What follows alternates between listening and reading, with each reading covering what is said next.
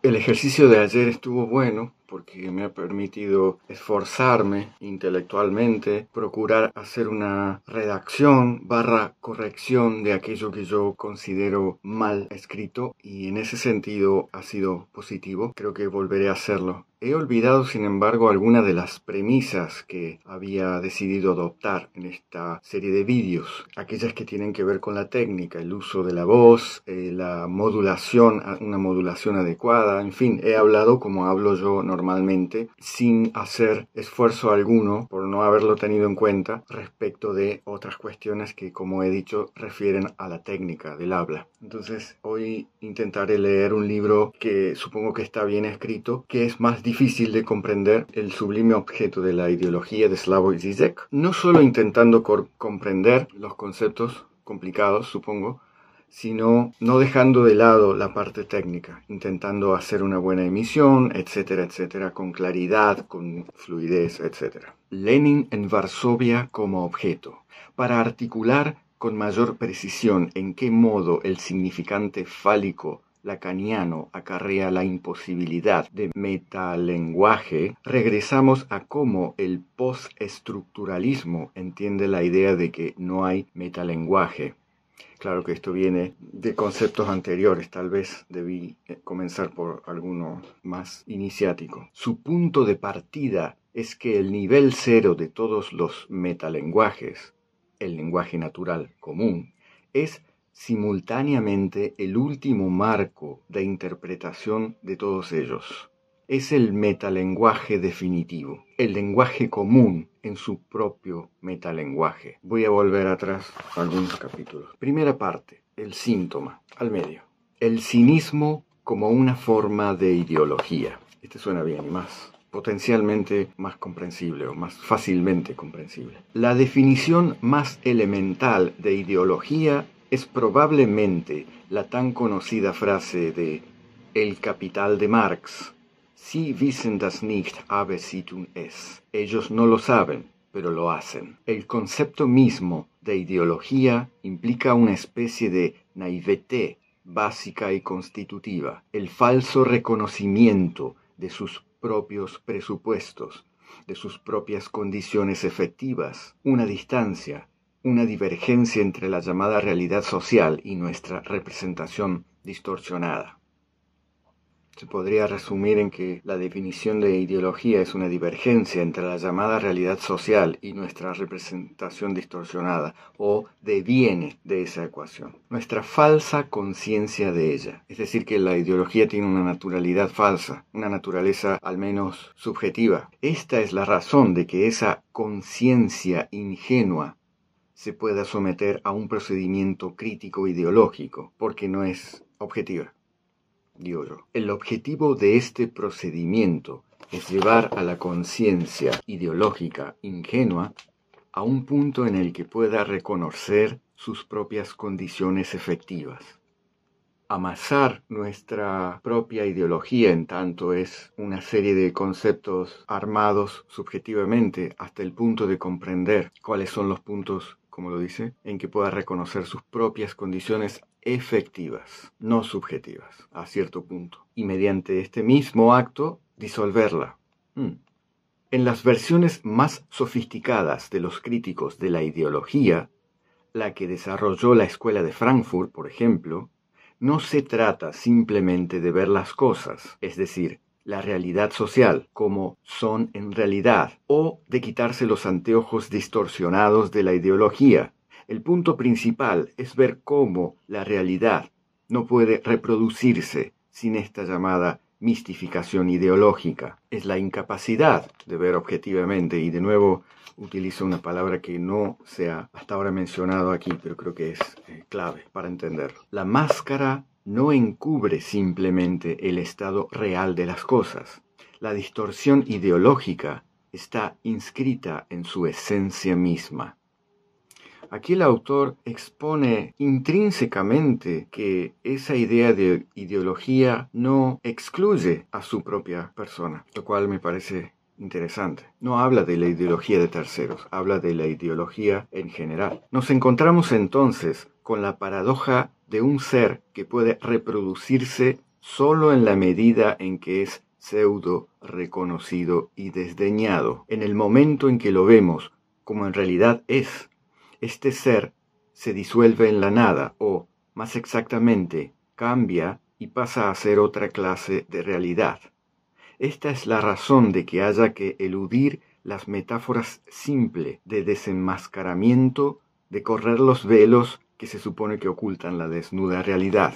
Entendemos que Lacan, en su seminario sobre la ética del psicoanálisis, se distancie del gesto liberador, de decir finalmente que el emperador está desnudo. La cuestión es, como Lacan lo expone, que el emperador está desnudo solo debajo de su vestimenta, de modo que si hay un gesto desenmascarador del psicoanálisis, está más cerca del conocido chiste de Alphonse Allais que Lacan cita. Alguien señala a una mujer y prefiere un grito de horror. ¡Mírala, qué vergüenza! Debajo de sus vestidos está totalmente desnuda. Es una ironía a la estúpida afirmación de algo que ya sabemos, pero necesitamos decir. Me refiero a que si el rey tiene una máscara, una vestimenta que lo cubre, como metáfora de una ideología, y más allá de eso hay una desnudez física y, de nuevo, una metáfora de su ideología. Hay una máscara que todos conocemos sin rechistar y sin poner en tela de juicio. Alguien necesita decir lo obvio, y esa es la ironía y el chiste de Lacan. Pero todo esto es de sobra conocido. Es el concepto clásico de ideología como falsa conciencia, el falso reconocimiento de la realidad social, que es parte de esta realidad misma. El falso reconocimiento. El falso reconocimiento no en tanto y en cuanto no es veraz. El falso en tanto y en cuanto no es necesario, porque es obvio, supongo que está diciendo. Nuestra pregunta es: ¿se aplica todavía este concepto de ideología como conciencia ingenua al mundo de hoy? ¿Funciona todavía hoy en día? Pues entre la gente común diría que demasiado bien. Van horas y horas, días y meses y años de energía tirada a la basura por causa de esta falsa conciencia ingenua, como lo llama. En Crítica de la razón cínica, uno de los libros más vendidos en Alemania, Peter Sloterdijk expone la tesis de que el modo de funcionamiento dominante de la ideología es cínico, lo cual hace posible, o con mayor precisión, vano, el procedimiento clásico crítico ideológico. Siempre me ha interesado la palabra cínico o cínica. Me gustaría profundizar en ella para comprender mejor esta frase. El sujeto cínico está al tanto de la distancia entre la máscara ideológica y la realidad social. El sujeto cínico se para en una perspectiva superior y tiene la capacidad, diría, de observar la máscara ideológica y la realidad social al mismo tiempo. Es como si estuviese tratando la ideología como un ámbito en el cual operan los clowns, los payasos, los fingidos, no los fingidos intelectuales, las fingidas personas a través de una intelectualidad vana. Pero pese a ello, insiste en la máscara. El sujeto cínico está al tanto de la distancia, pero pese a ello, insiste en la máscara. La fórmula, como la propone Sloterdijk, sería entonces: ellos saben muy bien lo que hacen, pero aún así lo hacen. Ya que incluso aún cuando las personas saben que hay una desnudez atrás de esa vestimenta, aceptan lo que hacen porque no son capaces de ver la ideología enmascarada y la realidad social. Ellos, supongo que se referirá a las personas suprapoderosas, sí que pueden verlo y lo saben, conocen la realidad, aún así operan en una manera cínica. Eso es el cinismo, o creo que se parece a ello, vamos a buscarlo. Cinismo, definición: actitud de la persona que miente con descaro y defiende o practica de forma descarada, impúdica y deshonesta algo que merece general desaprobación. Y luego, doctrina filosófica fundada por Anístenes, que se caracteriza por el rechazo de los convencionalismos sociales y de la moral comúnmente admitida. Son muy diferentes definiciones. Una se parece a la definición que yo tenía en mente, solo que a esta definición yo le hubiese agregado que la persona cínica, en cierto modo, disfruta con lo que hace y viendo cómo manipula, incluso disfruta del sufrimiento hasta cierto punto de las personas a quien manipula. Esa es para mí mi definición. Pero luego hay una doctrina filosófica que se llama cinismo, que se caracteriza por el rechazo de los convencionalismos, una suerte de... Hay expresiones para esto, una persona que se siente fuera del sistema, digamos, ¿no? Y que lo critica, que no es parte de la sociedad. En algún momento de la historia pudo haber sido que no, yo no soy un burgués, o yo no pertenezco a esta élite, yo creo en otras cosas, en otros valores. Esa es una explicación a la definición de doctrina filosófica según mi entendimiento. La razón cínica ya no es ingenua, sino que es una paradoja de una falsa conciencia ilustrada. Uno sabe de sobra la falsedad, es lo que estaba diciendo. Está muy al tanto de que hay un interés particular oculto tras una universalidad ideológica, pero aún así no renuncia a ella. Todavía no he dicho por qué una persona puede ser así. Entiéndase, no renunciar a una ideología aun cuando sabe que no es parte de la realidad, sino es un conformismo adecuado al cual uno quiere aferrarse, tal vez, infiero, para mayor efectividad en la manipulación de un grupo de personas que no pueden ver los dos parámetros enunciados aquí como la realidad y la falsa conciencia / ideología, o la observación de la realidad pasada por un filtro, aún a sabiendas de ello. Hemos de distinguir estrictamente esta posición cínica de lo que Sloterdijk denomina quinismo. Quinismo representa el rechazo popular, plebeyo, de la cultura oficial por medio de la ironía y el sarcasmo. El procedimiento quínico clásico es enfrentar las patéticas frases de la ideología oficial dominante, pues esa ideología es la que ha hecho que las personas sucumban o sucumbiesen hoy en día. Esa condición de sucumbidos es absolutamente manipulada, digo yo. Es lo que hace que podamos generar una situación en la cual los de abajo es mejor tenerlos confundidos y peleados entre ellos. Divide y vencerás. Creo que por ahí va. Quinismo representa el rechazo popular plebeyo de la cultura oficial por medio de la ironía y el sarcasmo, lo cual, diría yo, es objeto de orgullo, incluso. Un orgullo necesario para expresarse. Quinismo representa el rechazo popular plebeyo de la cultura oficial por medio de la ironía y el sarcasmo.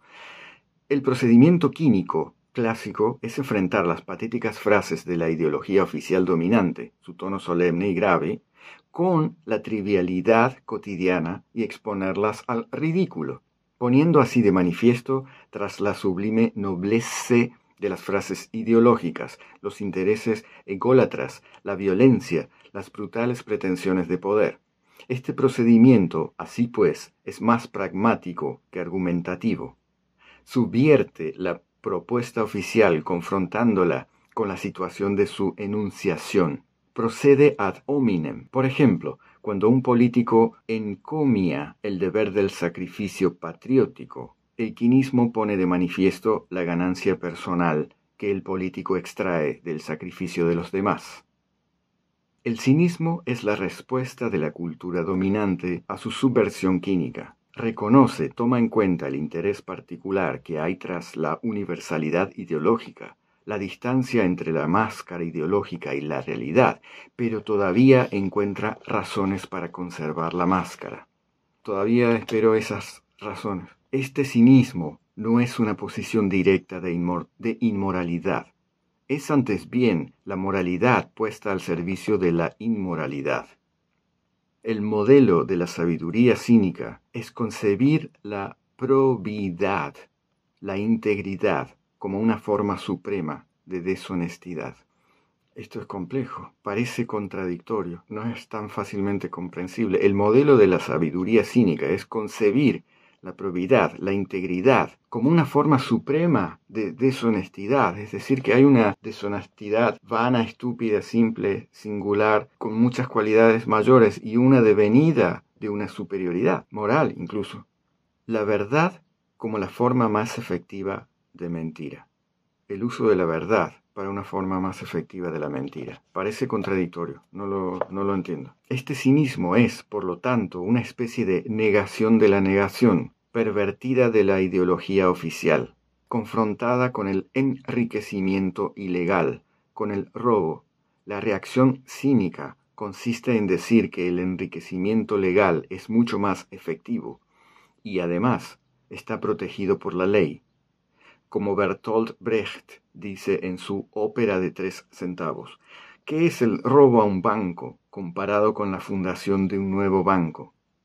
Es una especie de justificación de un mal, la justificación de un mal a través de otro mal que se presenta casi como un bien. La habilidad de presentar un mal como un bien es el quinismo, creo. Está claro, así pues, que confrontada con esa razón cínica, la crítica tradicional a la ideología deja de funcionar. La crítica tradicional a la ideología, que no sé cuál es, no sé si refiere a algo que ya ha dicho en este mismo capítulo o en capítulos anteriores. La crítica tradicional de la ideología. Ya no podemos someter el texto ideológico a la lectura sintomática, confrontarlo con sus puntos en blanco, con lo que ha de reprimir para organizarse, para preservar su consistencia. La razón cínica toma en cuenta esta distancia de antemano. Lo único que nos queda entonces es afirmar que, con el reino de la razón cínica, nos encontramos en el llamado mundo postideológico. Hasta Adorno llegó a esta conclusión, partiendo de la premisa de que la ideología es, estrictamente hablando, solo un sistema que reclama la verdad, es decir, que no es simplemente una mentira, sino una mentira que se vive como verdad, una mentira que pretende ser tomada seriamente. La ideología totalitaria ya no tiene esta pretensión. No es necesario. Si hablábamos de manipulación, no mencionado aquí, tengo la impresión de que esta manera de escribir, que es espectacular, muy virtuosa, podría resumirse en términos más comprensibles. No es que haya sido necesario tal lenguaje para hablar de eso, o tal vez sí. La ideología totalitaria ya no tiene esa pretensión, ya no pretende ser tomada seriamente, ni siquiera por sus autores. Su estatus es solo el de un medio de manipulación, ahora sí, hemos encontrado la palabra, puramente externo e instrumental. Su dominio está garantizado no por valor de verdad, sino por simple violencia extraideológica y promesa de ganancia. La palabra promesa tiene un valor importante aquí, aunque pasa un poco desapercibida. Llegados a este punto, se ha de introducir la distinción entre síntoma y fantasía, a fin de demostrar cómo la idea de que vivimos en una sociedad psicoideológica procede con excesiva rapidez. La razón cínica, con toda su separación irónica, deja intacto el nivel fundamental de la fantasía ideológica. Voy a leer de nuevo eso. La razón cínica, con toda su separación irónica, deja intacto el nivel fundamental de la fantasía ideológica. Permite que exista y no le estorbe. Me refiero a que la fantasía ideológica, podríamos llamar de un estrato inferior en la escala de jerarquía dominante, no interfiere con la razón cínica de aquellos que están por encima. La razón cínica, con toda su separación irónica, deja intacto el nivel fundamental de la fantasía ideológica, el nivel en el que la ideología estructura la realidad social. La manipulación a través de una ideología supraideológica, diría, como instrumento de manipulación. Chao.